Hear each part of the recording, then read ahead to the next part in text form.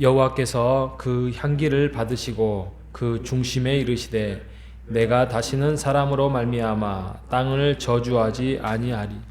이는 사람의 마음이 계획하는 바가 어려서부터 악함이라. 내가 전에 행한 것 같이 모든 생물을 다시 멸하지 아니하리니 땅이 있을 동안에는 심음과 거둠과 추위와 더위와 여름과 겨울과 낮과 밤이 쉬지 아니하리라. 아멘. 예, 오늘 6장에서 8장까지는 노아의 방주 사건을 이야기를 하고 있습니다. 사람들이 번성을 했습니다. 번성을 해가지고 이제 사람들이 지구상에 많아졌습니다. 그런데 거기서 이제 둘째 아들은 아벨은 이제 죽임을 당하고 이제 가인의 후손과 셋의 후손들이 나누어졌습니다. 그래서 가인의 후손들은 뭔가 이렇게 번창하고 번성하고 뭔가 발전하고 뭐 무기라든지 또 여러 가지 도시라든지 이런 것들을 많이 이렇게 눈에 보기에는 많이 발전하는 문화로 가지만 그들 안에는 죄악된 길로 가고 있었습니다.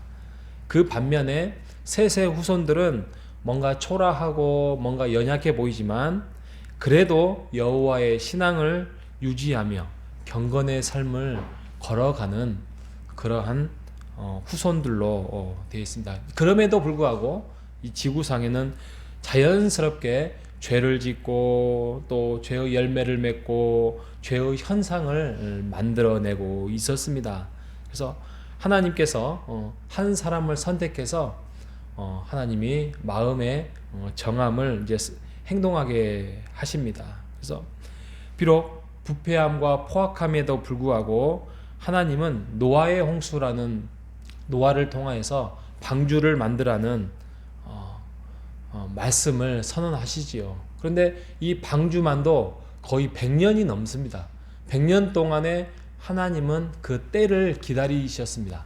돌아오게 하고 회개하고 또 하나님 품으로 뉘우치라고 하나님은 때를 기다리셨는데도 불구하고 그들은 우리가 알고 있는 바와 같이 돌아오지 않습니다. 그래서 7장에 가면 이제 홍수의 사건이 일어나지요.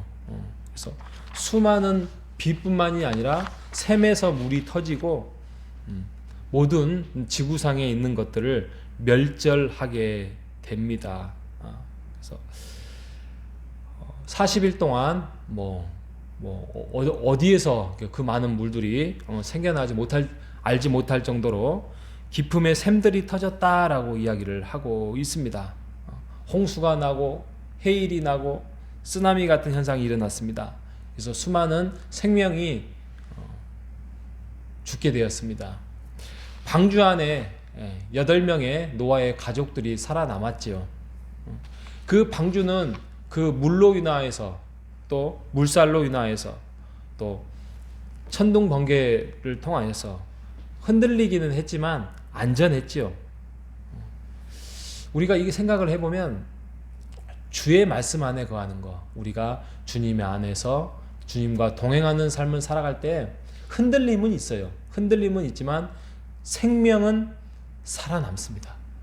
방주 안에 있으면 주님 안에 살아남습니다.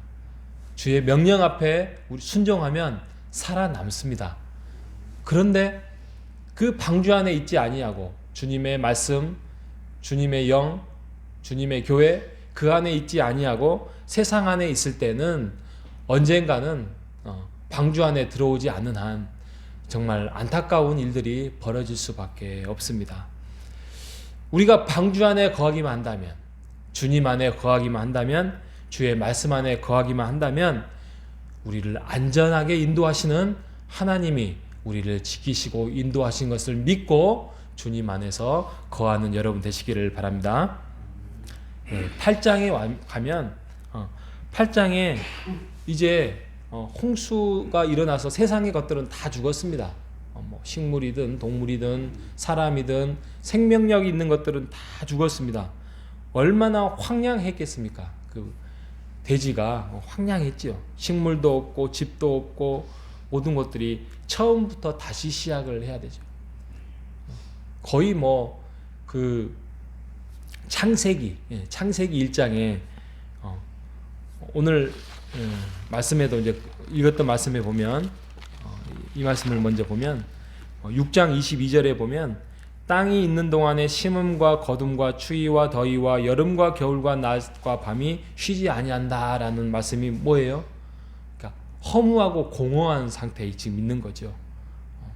죄 아래 새 것이 없고 모든 것들이 어려서부터 악한 그러한 죄의 심각성, 죄의 뿌리의 심각성을 말씀하고 있는 것이 바로 창세기 1장에 태초에 하나님의 말씀이 계셨는데 이 말씀이 하나님과 함께 모든 것들이 혼돈하고 공허하고 흑암 위에 깊음 위에 있다라고 창세기에 말씀하고 있지 않습니까? 거의 지금 홍수 이후에 모든 것들이 이 창세기에 그거하고 공허하고 혼돈 속에 있는 것입니다. 그런데 이제 뭐가 있냐면 하나님의 은혜가 지금 노아에게 있는 거예요. 이게 뭐가 같냐면 요한복음 1장에 태초에 말씀이 있었는데 이 말씀이 하나님과 함께 계셨고 그 안에 생명이 있었고 그 생명은 사람들의 빛이다. 그 빛이 이제 예수 그리스도잖아요. 그러니까 하나님의 은혜 가운데 있는 자, 예수 그리스도 안에 있는 빛 가운데 있는 자는 그 방주 안에 있는 거고 또 방주에 나와도 하나님의 때에 따라서 그 보호를 받는다는 것입니다. 그런데 재밌는 거는 이제 허무하고 공허하고 이제 8명이 남은 노아의 가족들이 이제 무엇을 할 것인가에 대한 어떤 깊은 번민 속에 있을 때에 하나님께서 가르쳐 주십니다. 그러면서 그들이 처음에 나와서 했던 것은 제사를 드렸습니다. 제사를 드렸어요. 예배를 드렸다는 것입니다. 그 제사는 뭡니까?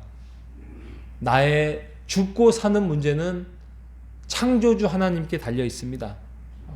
우리의 창조주 하나님께서 우리의 생명을 주장하시고 인도하십니다라는 말씀을 하고 있는 거예요.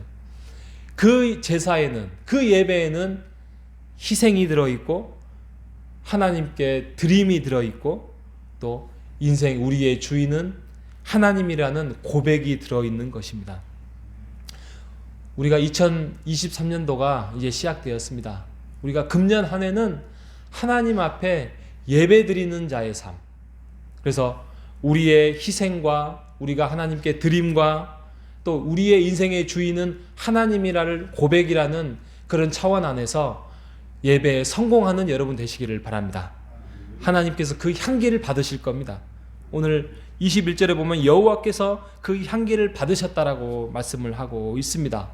비록 그들 안에도 여전히 죄의 뿌리는 있겠지만 하나님께서 이제는 그들의 연약함을 아시고 하나님께서 약속과 언약을 맺어 가실 것입니다.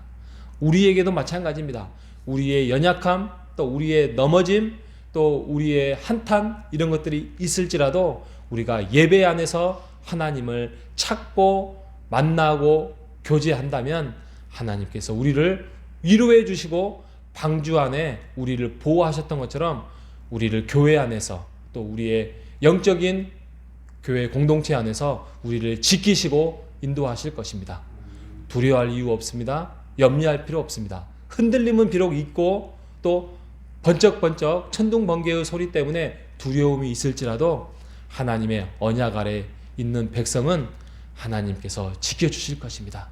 금년 한 해 그 하나님의 그 약속을 붙들고 흔들림이 있을지라도 흔들리지 말고 두려움이 있을지라도 두려워하지 말고 하나님의 약속 안에서 예배 자리를 지키는 우리 모두가 되시기를 주님의 이름으로 축원드리겠습니다.